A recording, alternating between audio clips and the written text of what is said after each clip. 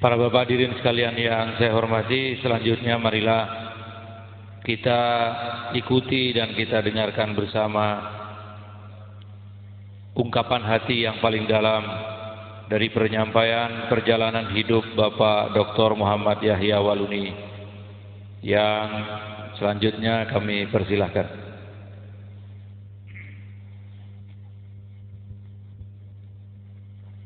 Assalamualaikum warahmatullahi wabarakatuh. Bismillahirrahmanirrahim. Alhamdulillahi rabbil alamin. Wassalatu wassalamu ala asrofil anbiya wa mursalin sayyidina wa maulana Muhammadin wa ala alihi wa sahbihi ajmain, amma ba'd. Asyhadu an la ilaha illallah wa asyhadu anna Muhammadar Rasulullah. Wa la tujadilu ahlal kitab wa qulu amanna billahi ursila ilaina wa ilahuna wa ilahukum wahid. La tajidanna ashadan nasi adawatan lil ladzina amanul yahuda wal ladzina asyraku wa la tajidanna aqrabahum mawaddatin lil ladzina amanul ladzina qalu inna nasra jalika bi anna minhum bizizina wa ruhbana wa annahum la yastakbirun wa iza zami'u ma unsila ila rasuli tara ayunahum tafidu minat dam imima arafu minal haq yaquluna rabbana amana faktubna ma'al syahidin Muhammad. Yang saya hormati Bapak alim ulama yang ada di pondok pesantren, dalam hal ini majelis kiai, dan seluruh masyarakat yang hadir bersama-sama dalam majelis yang kita gelar bersama ini merupakan sebuah nikmat petunjuk insyaallah dari Allah Subhanahu wa taala yang tentunya selaku orang-orang beriman patut kita syukuri bersama. Tagal nikmat, keberkahan, ridho dan berkahnya kepada kita semua sehingga kita boleh ada di tempat ini dalam sebuah perhimpunan yang dimuliakan Allah Subhanahu wa taala. Itu yang patut kita syukuri, dan tentunya tak lupa pula kita menyampaikan salawat dan salam kepada revolusioner Islam, junjungan Nabi besar Muhammad SAW. Karena oleh karakteristik sikap akhlak yang mulia dari beliau, sehingga kita semua selaku orang-orang beriman dapat merealisasikan konteks kehidupan keimanan itu menurut petunjuk-petunjuk yang ada, tertuang secara jelas dari kitab-kitab para nabi yang kemudian disempurnakan di dalam kitab suci Allah yang tidak ada sanksinya lagi bagi orang-orang yang berpengetahuan dan orang-orang yang mau menggunakan akal secara positif, yakni kitab suci Al-Quran Karim. Semoga rahmat dan ridho Allah senantiasa ada dalam hidup dan hati kita di dalam membentuk sebuah keimanan yang kokoh di tengah-tengah berbagai macam problem, di tengah-tengah berbagai macam persoalan baik secara eksternal maupun dalam internal yang ada pada konteks abad 21. Karena memang demikianlah realita yang harus kita hadapi, dan tidak dapat kita pungkiri bahwa yang namanya kebaikan, yang namanya kebenaran itu senantiasa ditantang oleh berbagai macam kefasikan dan aib dosa. Saya di kesempatan ini sebagai orang yang baru memeluk agama Islam, saya dilahirkan di kota Manado pada tanggal 30 November tahun 1970. Dari latar belakang alias background saya, sesungguhnya saya bukanlah orang yang hanya duduk di bangku gereja, tetapi saya adalah seorang yang berdiri di atas mimbar dan banyak menyampaikan aspirasi dan konsep omong kosong Paulus. Saya adalah pendeta bertugas di GKI di tanah Papua selama 16 tahun, dan 8 tahun saya sempat memimpin institusi akademik Sekolah Tinggi Teologi Calvinis, dan kemudian pada tahun 2002 saya mengakreditasi perguruan tinggi dimaksud dan sekarang dikenal dengan Universitas Kristen di tanah Papua. Itu adalah hasil kerja karya saya selama saya berada dalam institusi gereja GKI di tanah Papua. Mengapa saya masuk Islam? Ini pertanyaan yang harus saya jawab mengandung sebuah pencatatan dan pengkajian secara ilmiah. Karena saya sudah mengalami sendiri bahwa kebenaran Islam tidak hanya dapat dikaji secara spiritual. Bahkan pengalaman-pengalaman spiritual itu akan diperhadapkan dengan tanda tanya, apakah betul atau tidak betul, bohong atau bukan bohong. Maka Islam, setelah saya masuk, saya mendapatkan hadis Rasulullah Muhammad SAW. Beliau pernah berkata bahwa agama diprioritaskan secara khusus spesialisasi bagi orang-orang yang berakal. Dalam statement yang saya temukan, di dalam pembahasan baik secara teori yang saya simpan dalam lubuk hati, sehingga secara simpel saya sampaikan, Islam no fisik but heart. Islam itu adalah hati, tetapi hati yang sudah diatur sedemikian baik oleh Allah, yang mengandung sebuah pencatatan realita. Hati ini terkandung berbagai macam persoalan hidup, tetapi Islam membentuk sebuah kekuatan baru dalam hati manusia, dan kekuatan itu tidak secara assumption, tetapi pencatatan itu terjadi atas proses faktualisasi, kebenaran-kebenaran ternyata melalui sains ilmu pengetahuan. Ini penyelidikan atau disertasi temuan yang saya temukan secara translate Indonesian dalam bahasa Indonesia Al-Quran. Saya banyak melihat dalam terjemahan secara kasat mata seluruh ayat-ayat dalam Al-Quran.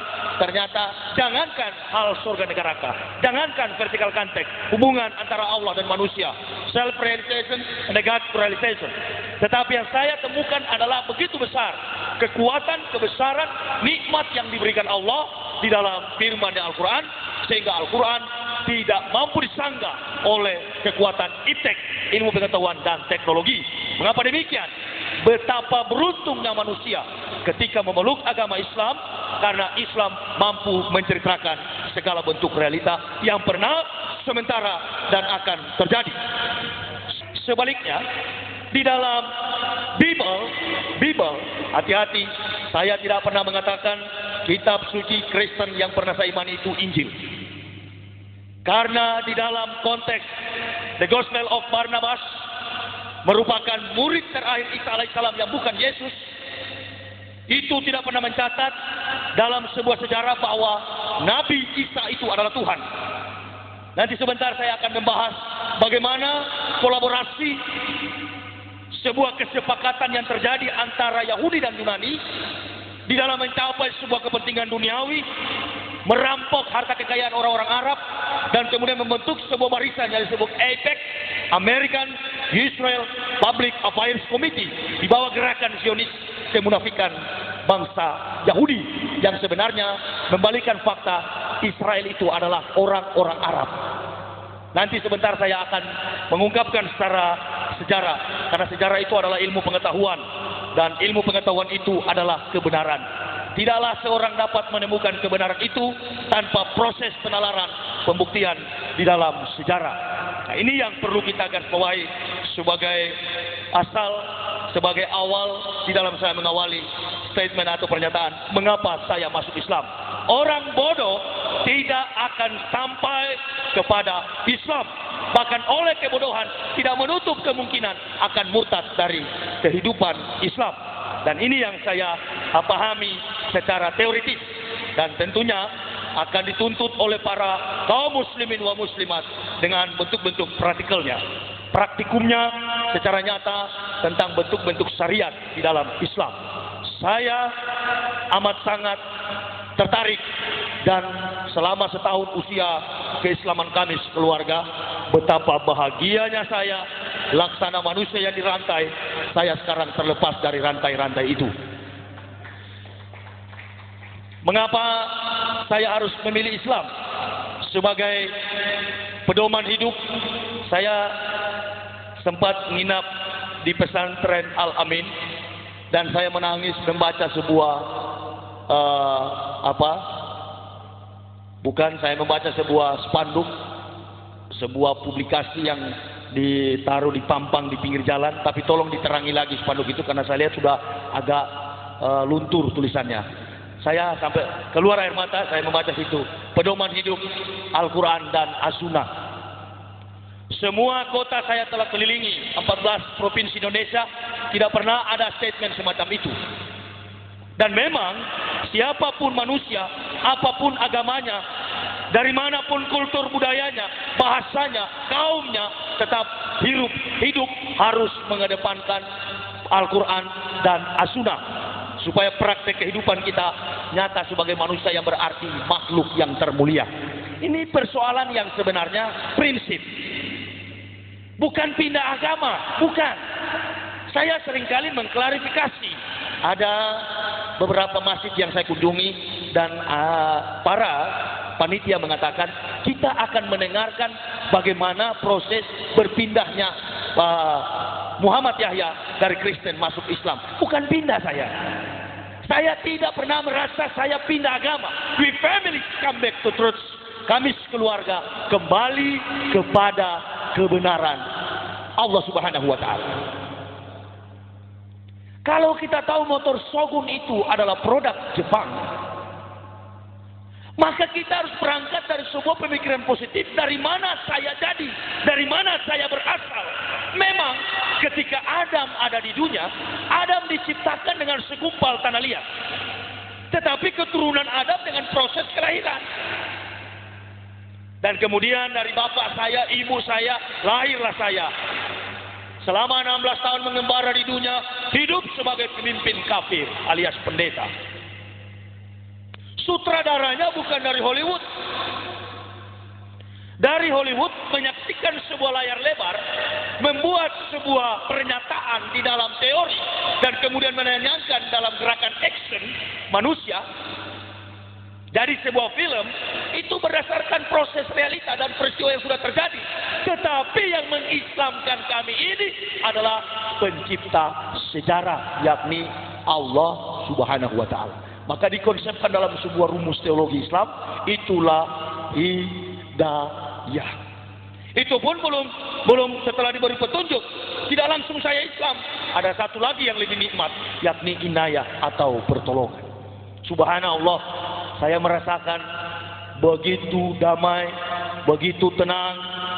Dan seperti ayah saya mengatakan, setelah masuk Islam, Islam itu solution in the life, jawaban di dalam hidup, jalan keluar di dalam hidup. Saya masuk Islam. Waktu saya pendeta, saya punya dokter pribadi. Hampir setiap minggu saya check up. Hampir setiap minggu saya darah tinggi. Hampir setiap minggu saya penyakit.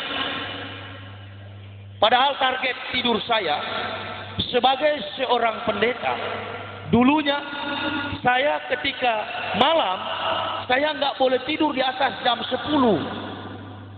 Karena memang kerja pendeta ini adalah kerja orang-orang malas. Saya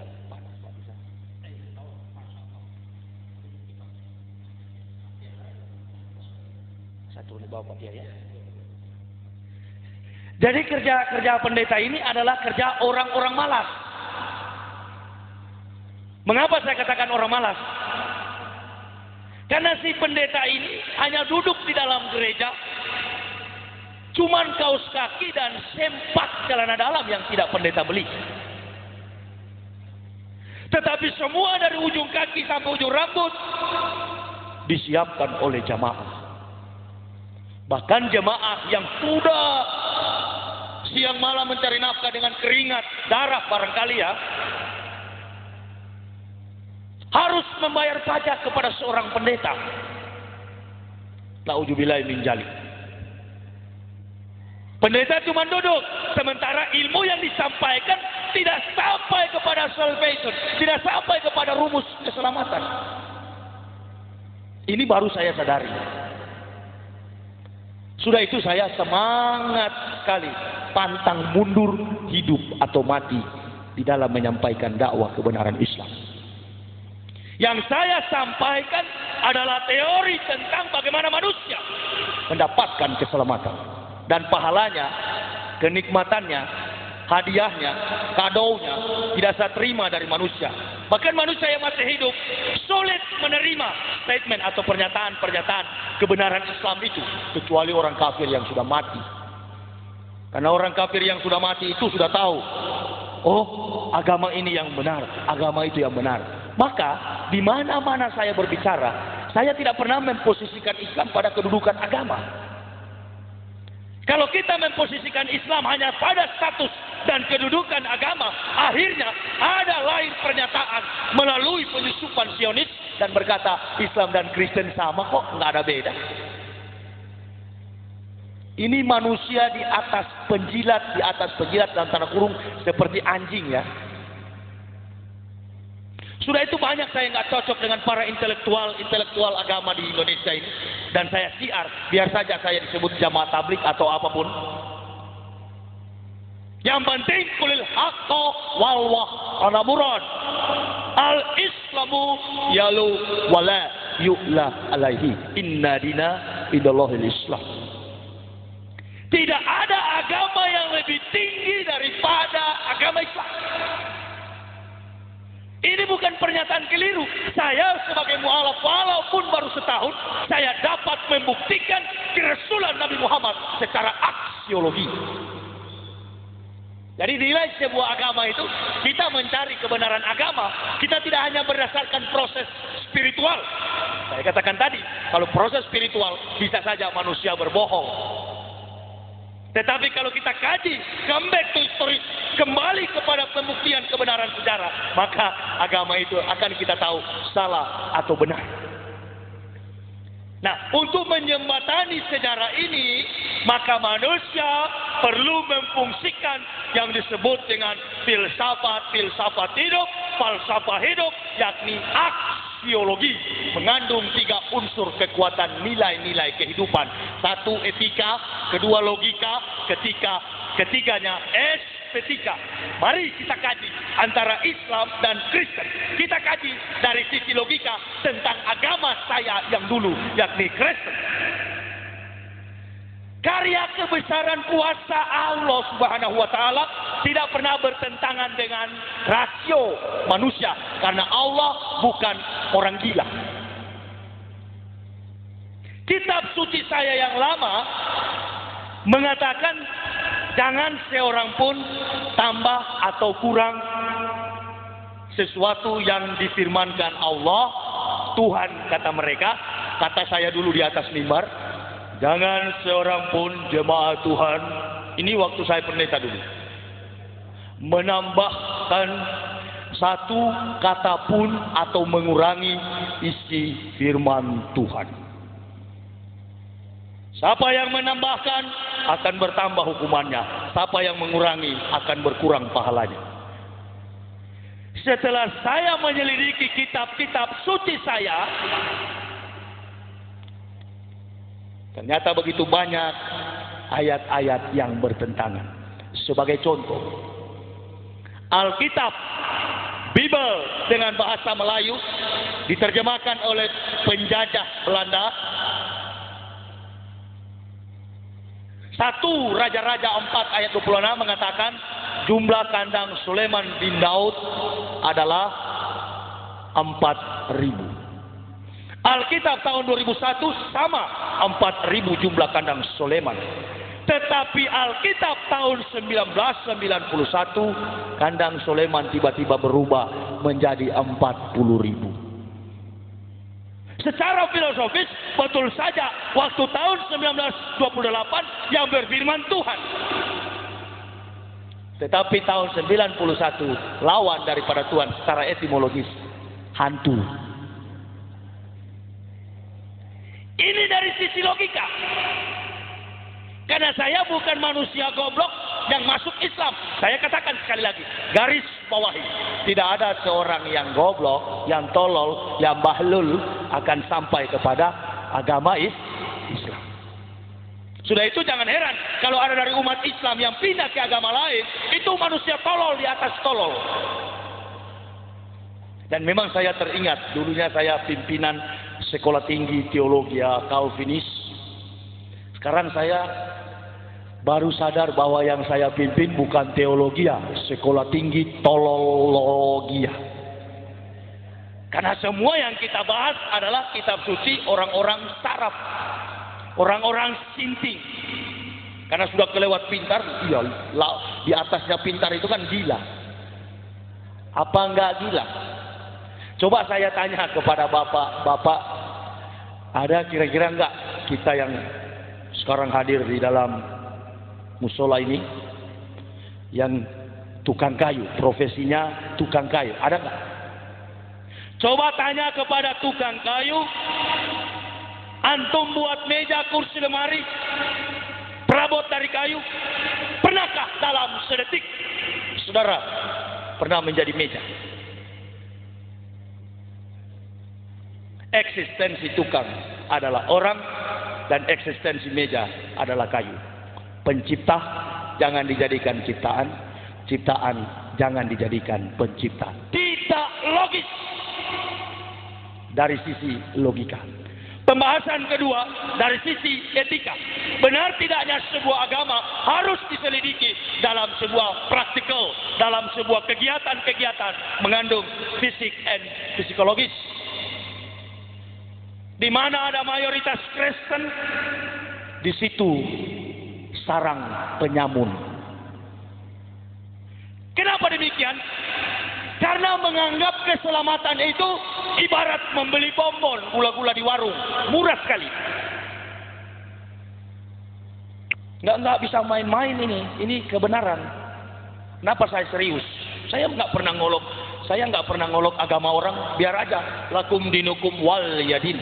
Agamamu, agamaku. Tetapi satu, sebagai hamba Allah, tentunya saya harus menegakkan kebenaran itu. Apapun resikonya. Mau hidup kah, mau cacat, mau mati, mau dipenjara, no problem. Ini kebenaran, nggak perlu dikawal saya, nggak pernah takut saya. Basis Kristen saya siar tablik akbar di Manado. Dan saya sampaikan, lebih baik dikatakan gila, tetapi tidak sesat. Karena orang gila belum tentu sesat, tetapi orang sesat lebih daripada gila. Di mana ada mayoritas Kristen, basis Kristen, di situ penyamun, mabuk, diskotik, dansa, hura-hura. Kampung saya Manado itu paling banyak sekali Islam KTP. Sudah itu saya siar kemarin, saya katakan toleransi yang kebablasan. Hormati, ya, merupakan ajaran Islam. Menghargai, ya, sesama makhluk, hablum minanas. Tetapi kita sebagai umat beriman ada prinsip ketauhidan, prinsip keimanan. Jangan sampai kesucian, kemuliaan, kebesaran Allah di dalam diri kita ternoda oleh karena mengakui setiap sepak terjang kelompok kafirun. Jadi di Manado itu orang Islam, agama Islam, sudah enggak sholat, minum minuman keras. Saya luruskan karena itu tempat kelahiran saya. Menjaga jangan sampai terjadi kerusuhan. Loh. Eskalasi konflik yang ada di Poso, yang ada di Ambon, yang ada di mana-mana saja tidak ada hubungan dengan kekuasaan, kebesaran dan kekuatan ajaran Al-Quran. Enggak, tetapi itu merupakan sebuah strategi politik yang dimainkan oleh para politikus berhati binatang. Enggak ada hubungan. Dari sini sengaja diciptakan oleh para pemimpin dunia di bawah gerakan Zionis. Kita kacaukan sistematika agama itu karena memang Belanda ini licik. Tidak ada strategi homogenisasi, tidak ada. Tetapi heterogenisasi dia bangun. Di utara dia bangun Kristen di Manado, basisnya. Di Irian dia bangun di Jayapura. Di Sulawesi Selatan dia bangun di Tanah Toraja. Sengaja.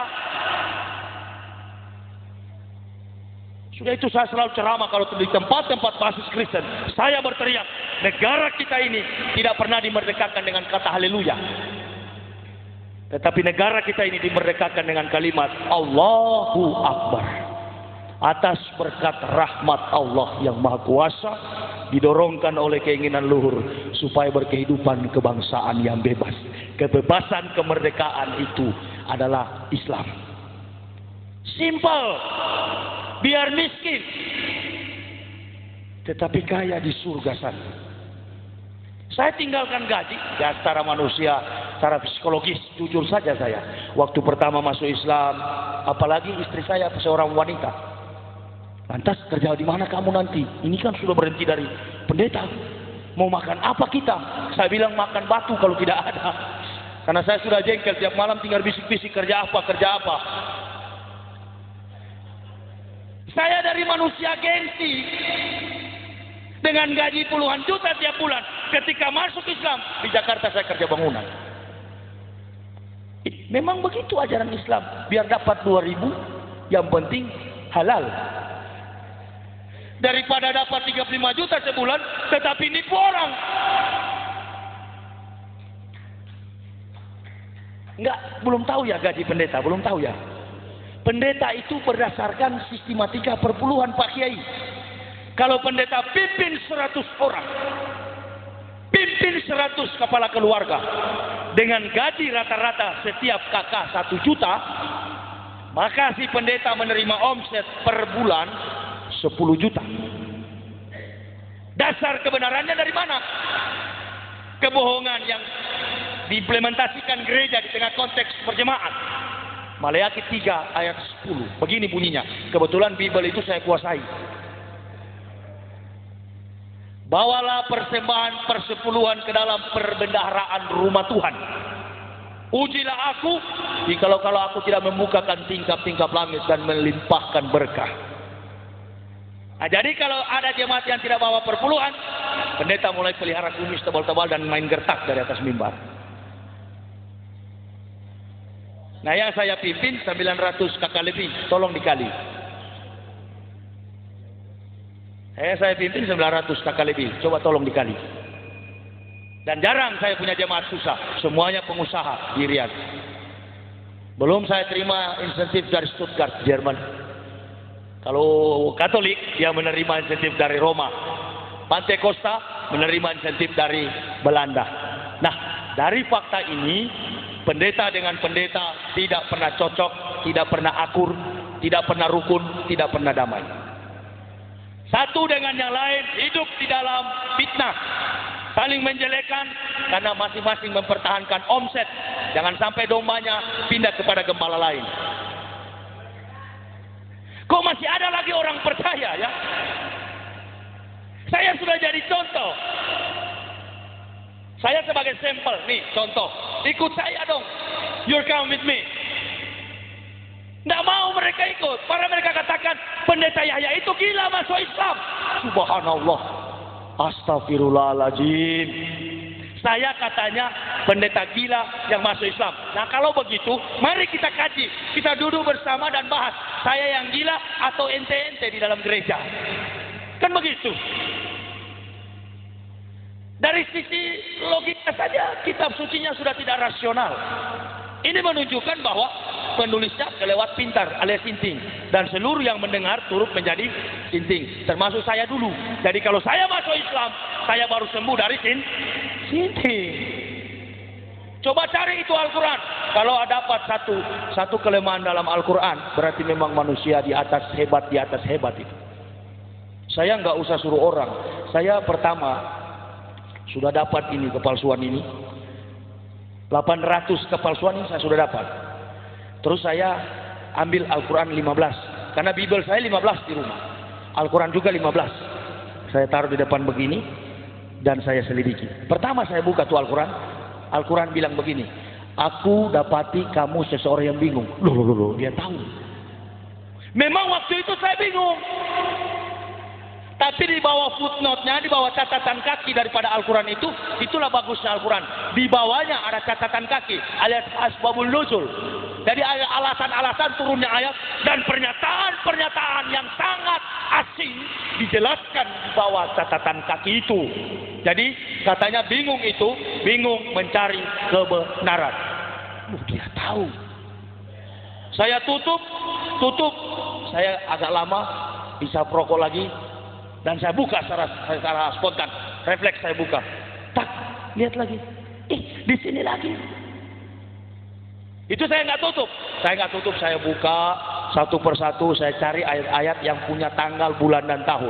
Akhirnya saya dapat surat Al-Kahfi, Ashabul Kahfi. Itu katanya 4 pemuda masuk ke dalam gua bersama seekor anjing dan mereka hidup 309 tahun. Tetapi dalam versi Indonesia, tetapi Allah tidak, seorang pun tidak tahu berapa jumlah mereka.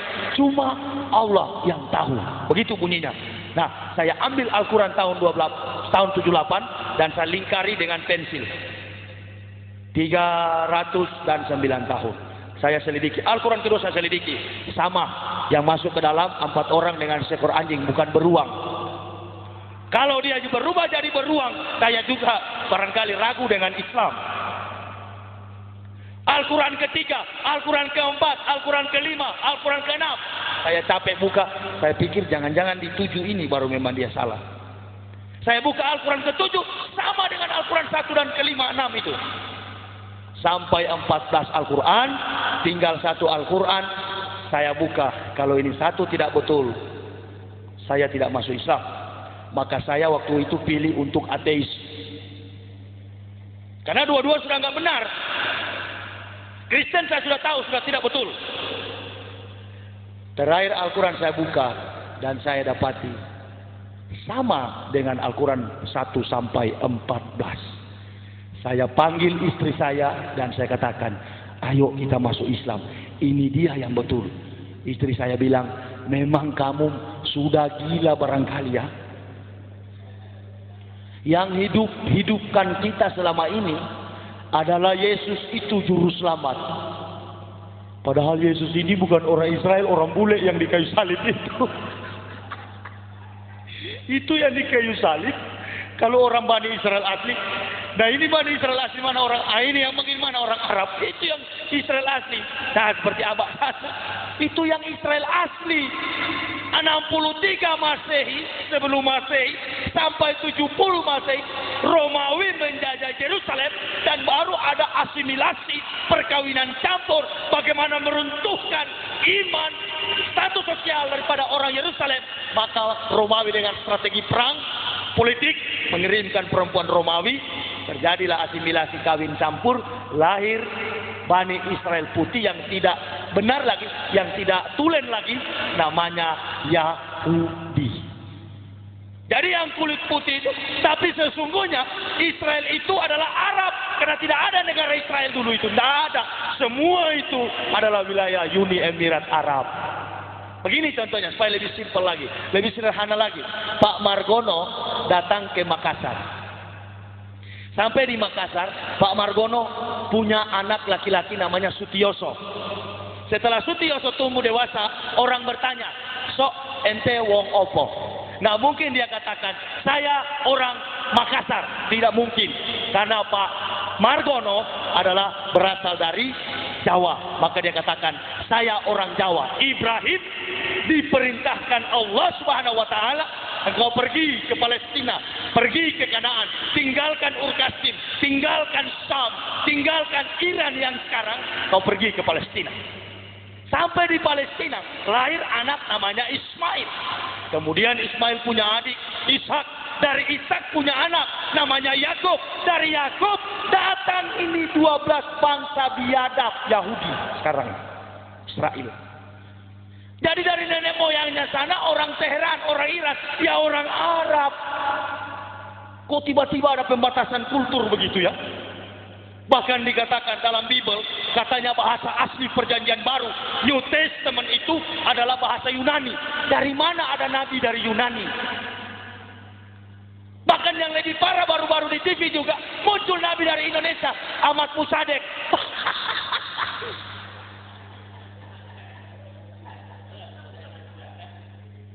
Subhanallah, kurang ajar betul ya.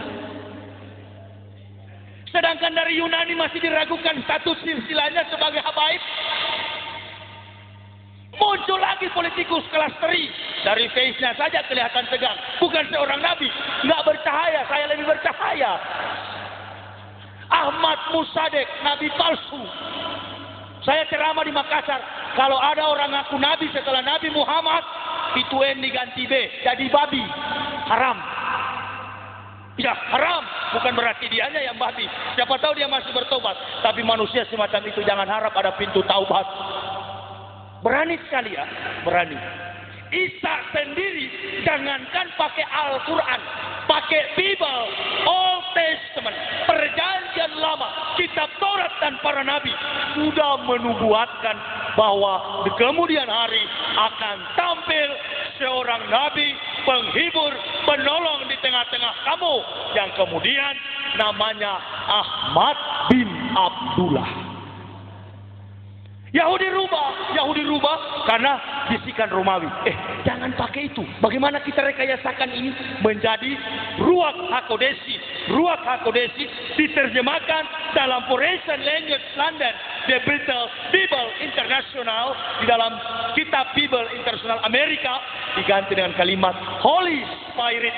Dari Holy Spirit menipu orang Indonesia menjadi Roh Kudus. Perhatikan di dalam kitab suci Kristen saat ini yang mereka pakai. Ada di dalam surat Yohanes 15 ayat 17. Di situ dikatakan Yesus menjanjikan penghibur. Di dalam ayat 17 dikatakan, maka aku menjanjikan kepada kamu akan datang di tengah-tengah kamu seorang penolong dan penghibur, yakni Roh Kudus. Mari kita kaji secara akal sehat. Dia bilang seorang, tetapi yang datang itu roh. Roh itu angin, sesuatu yang tidak natur, yang tidak alami, bukan berbentuk fisik secara antropomorfistis, nggak begitu. Jadi memang orang gila punya kitab, kenapa dipercaya, saudara? Ya susah lah, memang nih orang Kristen sudah tertancap itu yang namanya dogmatika gereja.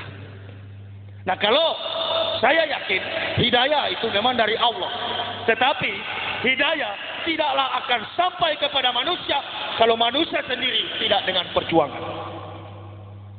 Sudah itu dalam buku saya ini, Kebenaran Islam menurut mantan pendeta, seekor pun pendeta nggak bisa nantang nih buku. Karena mau nantang bagaimana buku ini? Memang betul.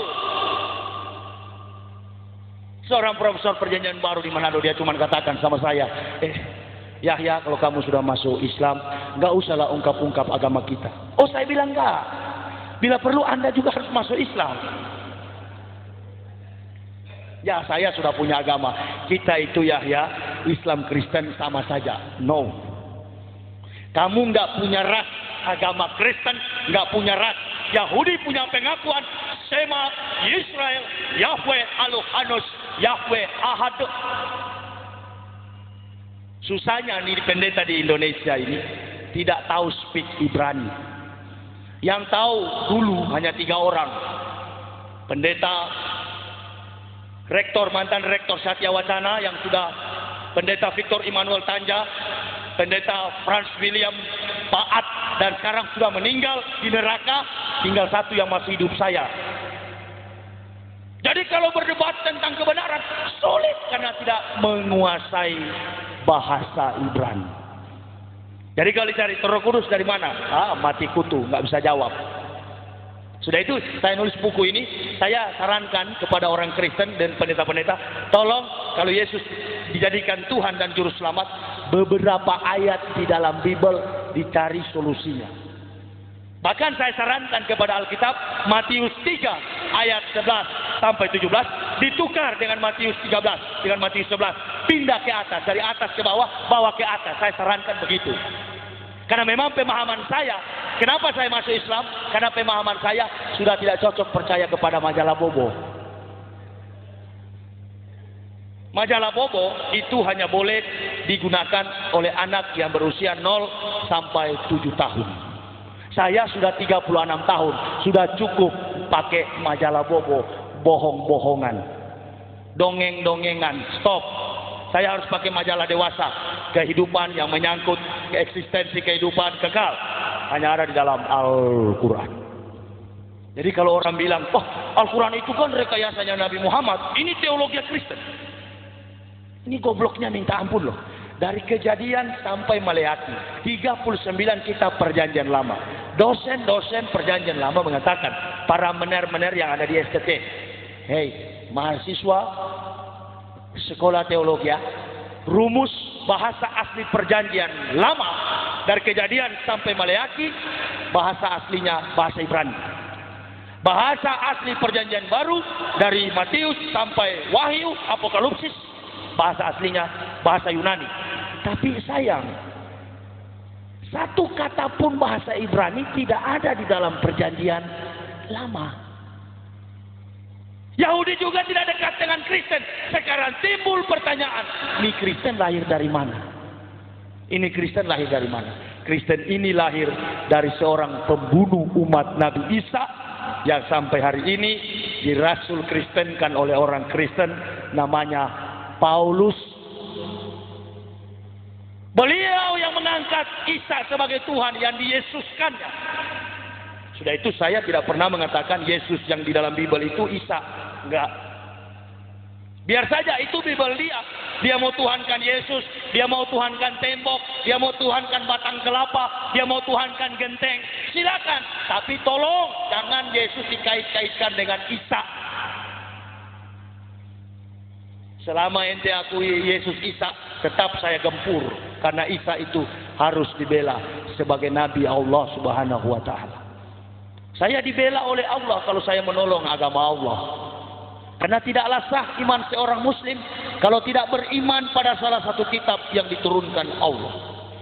Maka difirmankan dalam Al-Ankabut 46 ayat 26 dikatakan, 49 26, wa la tujadilu ahlal kitab wa qulu amanna billahi unsila ilaina wa ilahuna wa ilahukum wahid. Jangan kamu berdebat dengan ahlal kitab, ahli kitab, Yahudi atau Nasrani. Katakan kami beriman pada Taurat dan Injil, dan Tuhanmu dan Tuhanku wahid, satu.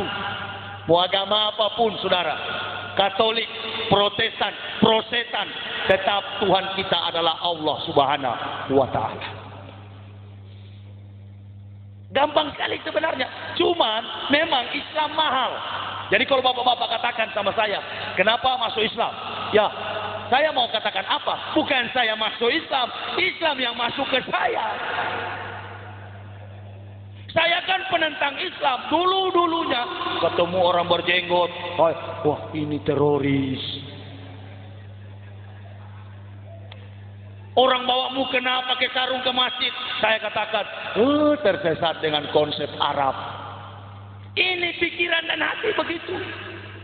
Jadi nggak mungkin saya masuk Islam. Islam masuk ke saya, membuat saya yang buta telik, membuat saya yang mati bangkit, dan membuat saya yang sinting sembuh gila. Jadi waras. Jadi memang sengaja Yahudi dan Yunani bilang begini, mari kita butakan akal manusia. Kalau akal sudah buta, ini jadi buta. Hati jadi buta. Kalau hati sudah buta, yakinlah, maka kita bisa raup ini keuntungan dunia. Itu tujuan ada Kristen. Adanya Kristen untuk mengumpulkan massa, supaya gerakan Yahudi itu untuk menguasai dunia terrealisasi. Itu saja. Tetapi sayang, sejuta sayang, namanya agama yang dibangun dengan kebohongan dan kepalsuan tidak bisa bertahan. Semakin hari semakin banyak orang yang mengucapkan asyhadu an la ilaha illallah wa asyhadu anna muhammadar rasulullah. Banyak orang yang masuk Islam, baik di dalam kita Indonesia maupun di luar negeri. Orang sudah meninggalkan gereja. Di Amerika orang jual itu gereja, bikin pub, bikin diskotik, restoran, dan rumah-rumah makan. Habis. Karena orang tidak mendapatkan kebahagiaan, orang tidak mendapatkan ketenangan, kegundahan, kegalauan, kekecewaan hati. Walaupun melimpah harta, manusia tidak dapat ketenangan itu. Hanya satu manusia dapat ketenangan itu, ketika mengedepankan pengakuan Allahu Akbar, sholat 5 waktu. Saya rasa sendiri, ini sholat cuma 5 menit, tapi beratnya minta ampun. Hayya 'alas shalah, marilah sholat. Tetap masih tidur karena padahal cuma 5 menit. Tapi dulu waktu di Kristen sampai melompat tepuk tangan 5-6 jam. Asik men. Karena dengan iblis. Tapi ketika masuk Islam cuma 5 menit sholat, nggak lama sebenarnya. Aduh minta ampun beratnya. Pakai wudhu segala lagi. Iya kan? Dulu saya waktu masuk Islam, saya bilang begini sama istri saya, Tidak usah wudu. Untuk apa wudu-wudu itu? Allah juga tahu. Jadi mau sholat subuh lagi ngantuk-ngantuk saya begini di atas pagar, tangan saya di atas pagar begini. Ayo mak cepat sudah. Itu saya bilang tunggu, saya lagi wudu. Begitu saya pegang, wah ngajar kotoran manusia. Nggak tahu dari mana, tidak ada pohon, tidak mungkin manusia buang air besar dari atas langit, nggak mungkin. Tunggu mak, saya mau ke kamar mandi dulu. Kenapa pak? Saya pegang kotoran manusia yang dari atas pagar. Dari situ saya nggak berani nggak wudu. Pak Kiai, dari mana ini kotoran manusia ini? Oh rupa-rupanya disuruh supaya wudu. Kotoran bau sekali. Saya tahu kotoran manusia karena saya sering pegang. Wah, istri saya bilang begini, berarti kamu ditegur oleh Allah itu. Iya ya, iya mak ya, betul. Coba kamu jangan bantah-bantah begitu. Oh rupa-rupanya masuk Islam jangan mengedepankan filsafat, nggak laku. Ini mahasiswa di sana UIN Jakarta, filsafat, homo sapiens dikaca. Akhirnya Magnus Suseno yang profesor penipu itu dari Kristen, dari Katolik, dijadikan dosen di situ. Namanya Yahudi Nasrani Kristen itu tidak senang sampai kita pindah kepada akidahnya. Saya biar saja nggak ditemani oleh para intelektual muslim yang pintar-pintar itu. Biar aja saya goblok nggak bisa baca Al-Quran, tapi saya tetap mengedepankan pengakuan Allahu Akbar, walau lillahi ta'ala. Saya jalan. Buktinya walaupun sendirian sudah ribuan ini buku Islamkan orang nih. Ini Pak penerbit tahu. Di mana-mana kami Islamkan orang pakai buku ini Pak Kiai. Ditoli-toli satu kampung men. Sekarang jadi pesantren Al-Ma'ruf Desa Oyong. Di Jawa Barat satu kecamatan murtad tahun 85. Saya siar bulan April kemarin. Satu kampung bersyahadat lagi. Babak belur saya dihajar petugas. Tapi mundur pun dalam dakwah. Sekali melangkah pantang menyerah. Habis kalau habis. Kembali dari kafir, dari muslim ke Kristen. Dikasih tahu sama Haji Cecep, Pak Yahya, di sana ada orang Islam. Dulu mereka tahun 85 disesatkan oleh Lembah Karmel. Lembah Karmel ini gerakan Katolik. Kasih kerja di hotel dan karyawan-karyawan itu dikasih rumah, dikasih harta. Kemudian tanah mereka diambil di Cianjur. Jadi Pak, ayo kita siar ke sana, kita sadarkan lagi. Ayo. Saya siar sana tabligh akbar di tengah-tengah komunitas Kristen. Ada beberapa ustadz nggak berani naik karena jauh jalan kaki. Ustadz itu bilang, aduh nggak berani kami Pak Yahya. Oke kalau bisa dengan Haji Cecep, kami dua ke sana. Sementara siar, saya bilang Ji, tidak apa-apa Ji kalau mati di dalam siar kita masuk surga tuh. Iya langsung. Oke kalau gitu kita pergi. Alhamdulillah kepala sukunya datang kepada saya. Memang benar ke Bapak bekas pendeta? Ya ini buku saya. Mau masuk Islam nggak? Kamu itu sudah menyesatkan semua umat. Kamu akan tanggung di neraka nanti. Langsung dia bilang, kalau begitu kami siap kembali kepada Islam. Disahadatkan lagi. Saya dipanggil petugas karena Romo lapor saya mengacaukan agama orang. Katanya di sana sudah mau baku bunuh, baku timpas dengan parang karena saya. Padahal tidak ada keributan di sana. Saya dipukul sama anggota Koramil. Saya bilang, hei Koramil, pistol kau taruh di mulut saya, jangan harap saya berhenti. Justru saya makin semangat. Karena yang saya sampaikan adalah berita yang diperintahkan Allah, bukan yang diperintahkan oleh manusia. Tidak bakal saya mundur sejengkal pun. Bicara dakwah saya nggak takut. Karena ini kebenaran. Resiko tetap ada.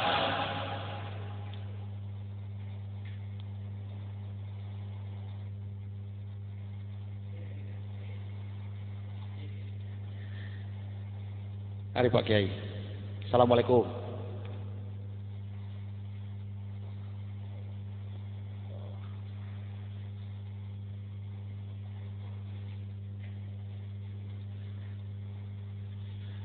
Risiko berdakwah tetap ada. Sakit, SMS, keras, ancaman, bahkan mengatakan hal-hal yang buruk sering saya temukan. Tapi saya cuma jawab Allahu Akbar, Allahu Akbar. Tiap ada SMS sekarang Allahu Akbar, Allahu Akbar. Akhirnya capek-capek juga dia SMS karena saya cuma balas-balas begitu. Satu kali ada SMS masuk begini, Yesus itu sayang sama kamu. Kembalilah sementara masih diberi kesempatan oleh Yesus. Langsung saya balas SMS-nya begini, Yesus itu tidak kenal sama kamu. Kamu kok bawa-bawa nama Yesus? Dia balas lagi sama saya. Ini lucu-lucu memang seringkali. Kamu tahu kan, kamu bekas pendeta. Yesus pernah kutuk pohon ara. Jangan sampai lagi Yesus kutuk kamu. Saya katakan, kalau Yesus kutuk, jangan besok-besok. Habis SMS ini saya mati kalau Yesus Tuhan. Saya mati kalau Yesus Tuhan. Bukankah Tuhan berhak mencabut nyawa seorang yang menyangkal? Seorang yang mengolok-olok kalau dia Tuhan. Jangankan jauh-jauh, habis saya ceramah ini, kalau Yesus Tuhan, mati saya. Tetapi sampai hari ini alhamdulillah justru saya sehat karena Yesus bukan Tuhan. Qul wallahu ahad, Allahus samad, lam yalid wa lam yulad wa lam yakul lahu kufuwan ahad. Sahabat, Sema Israel Yahweh Elohadus Yahweh ahad. Ketahuilah Israel Allahmu Yahweh dan Yahweh Esa. Biadabnya Yahudi tidak pernah mengatakan Yesus Tuhan. Katanya Yesus disalib di Golgota. Golgota ini bahasa Ibraninya tengkorak, bukit tengkorak. Katanya ini tengkorak ini di pinggiran Yerusalem. Tidak mungkin kalau Yesus disalib di Yerusalem, bait Allah terbelah dua, Baitul Muqaddis terbelah dua, orang mati bangkit, hidup. Kalau Yahudi tidak masuk Kristen. Tapi buktinya agama Yahudi bukan Kristen, Yudaisme. Nah sekarang ini Kristen dari mana? Kristen itu adalah alat Yahudi untuk melancarkan kegiatan-kegiatan Zionis Israel. Kekuatan legitimasi politik, pemerintahan, pertahanan, keamanan, ekonominya, kedudukannya adalah PBB di bawah panji dan bendera PBB. Nggak usah bohong, saya dari pendeta tahu itu. Sudah itu kita Kristen di Indonesia bilang nggak usah takut, PBB dekat dengan kita. Ini orang-orang Kristen ini sudah terjadi pembusukan hati dan akal. Ngapain kok membenci umat Islam? Padahal saya pernah gambarkan secara sederhana. Begini, agama-agama yang dibawa para nabi dulu, ada nggak kira-kira zaman sekarang? Teman saya yang eksklusif ini, dia bilang ada. Ya agama kita Kristen. Tetapi perjanjian lama itu sudah nggak berlaku dengan kematian Yesus di kayu salib. Oh begitu ya. Jadi Yesus nggak disunat. Ya tidak. Coba ente punya Bible. Lukas 2 ayat 21, Yesus dibaptis atau disunat? Dia buka. Lukas berapa? Lukas 2 ayat 21. Saya sudah muslim, kamu masih Kristen. Buka. Apa bunyinya di dalam? Ternyata bunyinya begini, Lukas 2 ayat 21. Pada hari yang ke-8, ia disunat dan diberi nama Yesus. Yesus dibaptis atau disunat? Kenapa kamu nggak sunat? Nggak usah takut, bukan di batangnya, cuma di ujung.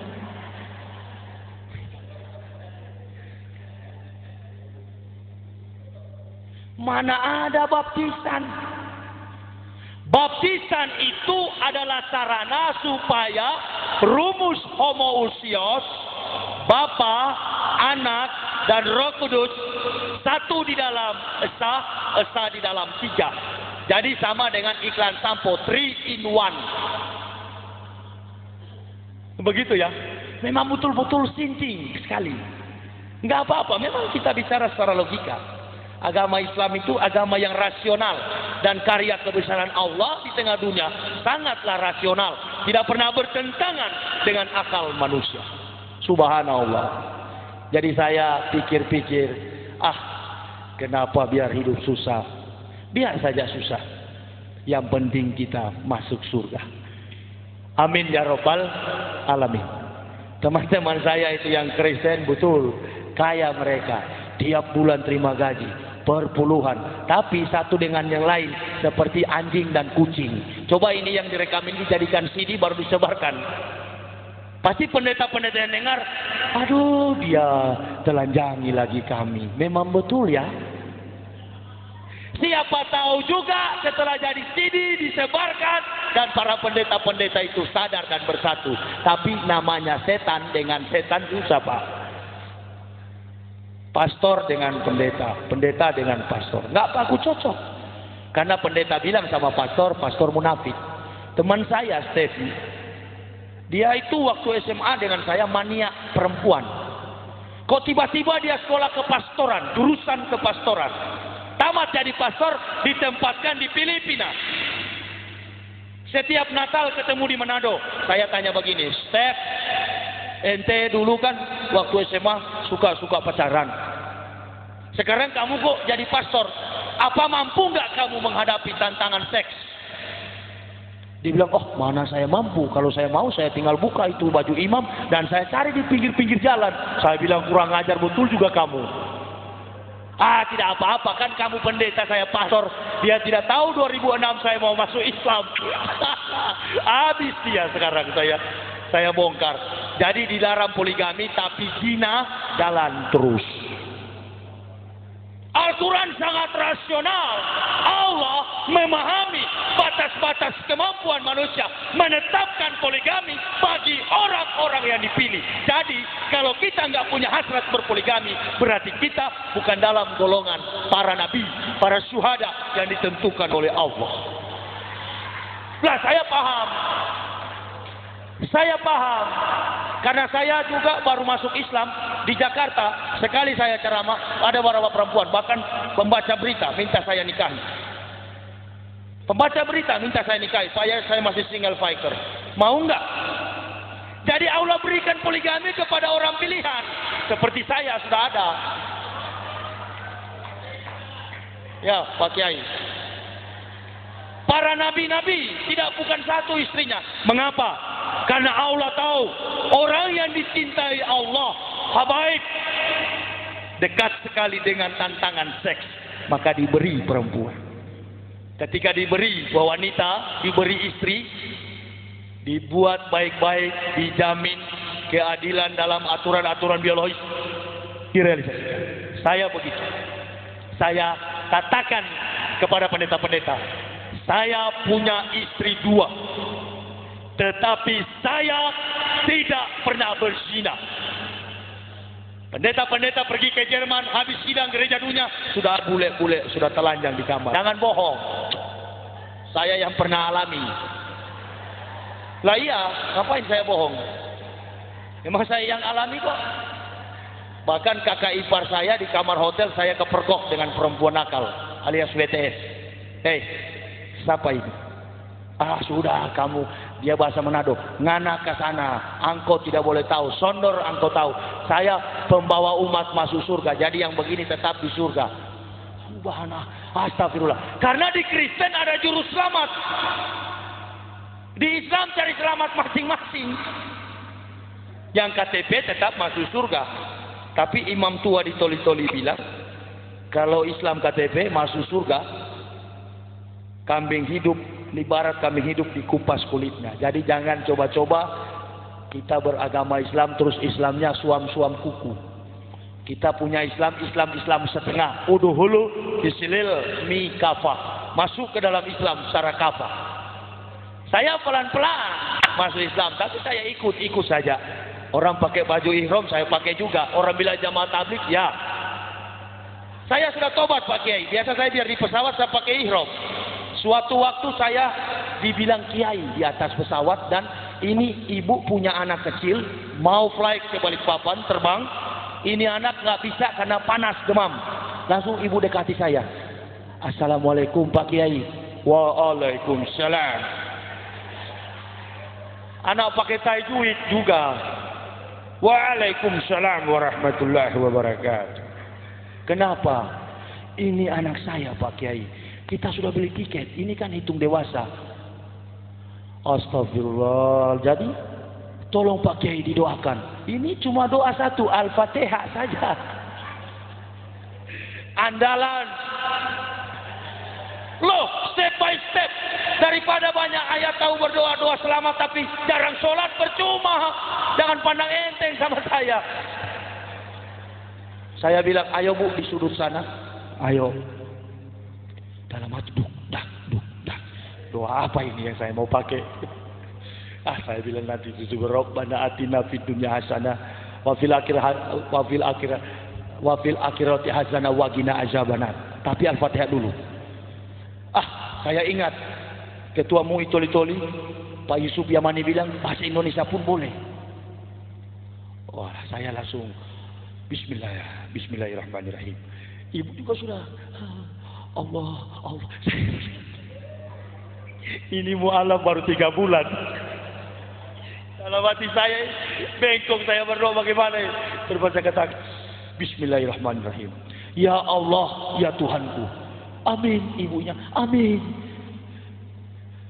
Seorang ibu ini datang kepada saya Allah sebagai hamba-Mu, dan dia menginginkan supaya hari ini dia bisa terbang bersama-sama dengan anaknya menuju ke Balikpapan. Ya Allah, buktikanlah kekuasaan-Mu bahwa Engkau mengasihi dan Engkau sanggup memberi kekuatan kepada orang-orang yang berharap dan beriman hanya kepadamu. Rabbana atina fid dunya hasanah wa fil akhirati hasanah wa qina azabannar. Al-Fatihah. A'udzu billahi minasyaitonir rajim. Bismillahirrahmanirrahim. Alhamdulillahirabbil alamin. Ar-Rahmanir-Rahim. Maliki yaumiddin. Iyyaka na'budu wa iyyaka nasta'in. Ihdinas siratal mustaqim. Siratal ladzina an'amta 'alaihim ghairil maghdubi 'alaihim waladdallin. Amin.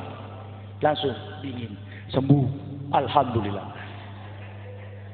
Sampai di pesawat dilarang oleh Pragawati, ini anak kurang sehat, jadi ibu tolong ibu jangan dulu berangkat, biar dulu ini anak sembuh. Saya langsung berdiri. Di dalam Islam, wah banyak orang, banyak sekali dalam pesawat. Islam tidak pernah gentar dengan kematian. Dan kalau Anda meragukan, kamu Muslim? Ya Pak, saya Muslim. Alhamdulillah saya Muslim. Kalau kamu Muslim, sini itu anak saya yang peluk. Saya yang peluk. Tapi begitu turun di Balikpapan, habis ada sisa kotoran anak kecil dan pipis. Kotor baju kiai Pak. Turun di Balikpapan saya, kotor baju saya, dikencingin oleh anak itu. Saya bilang Alhamdulillah pahala.